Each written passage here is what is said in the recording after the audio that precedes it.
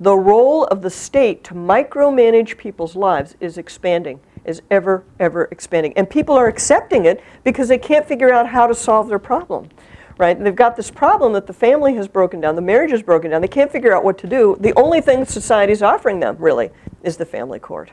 Right? There isn't much that's kind of intermediate between, okay, we're in trouble, what do we do besides get divorced?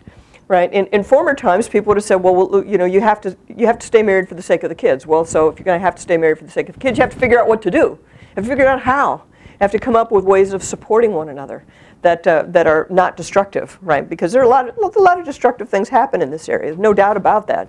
But you don't want to take the destructive private activity as an excuse for expanding the whole scope of the state and its activity, which is exactly what has happened.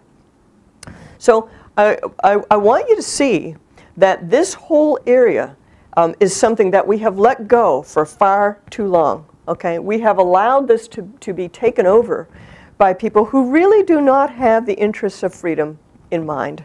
This is not part of their agenda. It's not part of their thinking. And a lot of what is called sexual liberation is presented to the public as an increase in individual liberty.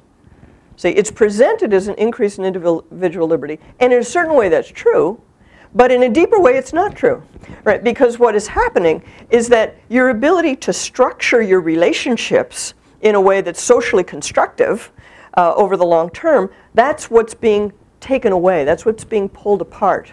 Okay, so that what you get to do, the kind of freedom that's being offered to you by no-fault divorce and sex as much as you want without live babies arriving and all those kinds of things that seem like freedoms, what you're being given is the right to act on impulse.